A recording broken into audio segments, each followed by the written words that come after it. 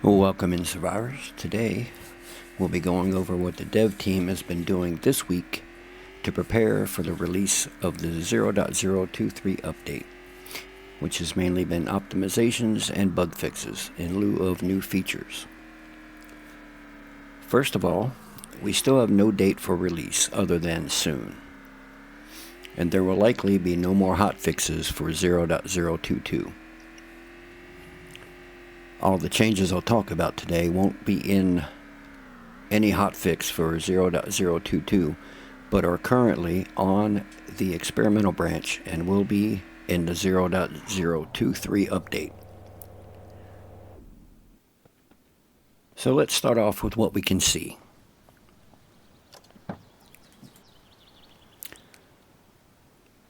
The watermark in the upper right hand corner will be removed and a smaller version placed in the lower left corner as seen in this comparison. This was done to help with immersion slightly. If you attempt to dismantle an item in your inventory that you have locked, a prompt will now show for you to confirm.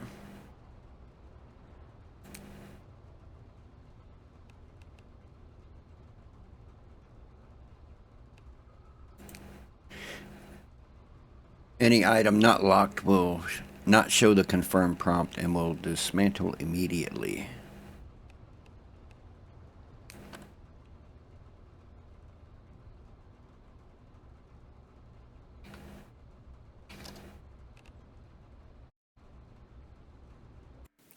Items that are usable as general items in crafting and hunting, like friable meat, general metal, fish bait, now tell you that in their item properties.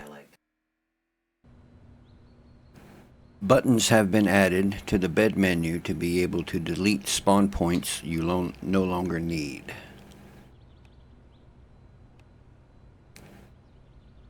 Hunger and thirst will now damage you if you let the levels get too high.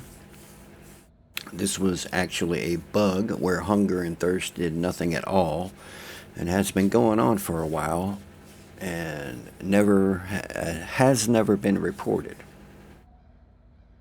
A readout has been added for overall health recovery in the medical menu and can be seen at the top left of the current statuses. Dead animals and corpses are no longer removed as long as there are players nearby. This now gives you time to properly process the corpses.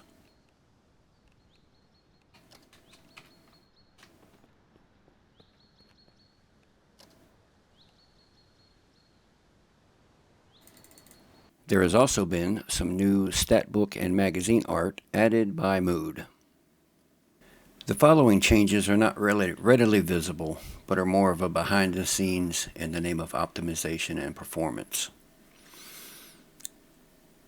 The utility cabinet has a new building detection algorithm and functions differently when in a building versus outside.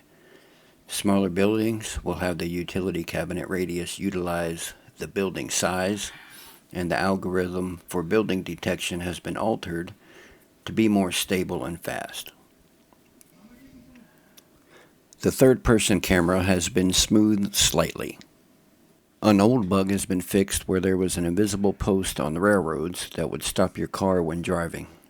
The team has invested a lot of work fixing lighting issues and skylight performance, including adjusting brightness levels to fix splotchy wall artifacts. They are still optimizing shadows, the slowest part for your GPU to process, which at this time is still a work in progress. Loot tables have been adjusted for balancing. Work has continued on the new map area, particularly bodies of water, rivers, and waterfalls, and this will likely not be in 0.023, but hopefully we'll see it in 0.024. Landscape loading behavior has been tweaked to increase performance by cutting the number of polygons your GPU has to process when outdoors. Also, landscapes were all rendering in low resolution version, making it impossible to see the real high definition landscape, and has since been optimized. That's it for this update. Future weekly updates will be fairly sparse, as much of what is being done is last-minute polish and performance work to get 0.023 released, which is largely invisible, as well as administrative duties and ongoing hiring for open art and programming roles. If you found this information useful, consider hitting that like button and subscribing for future updates. Thanks for watching, and I will see you in the next video. Bye for now.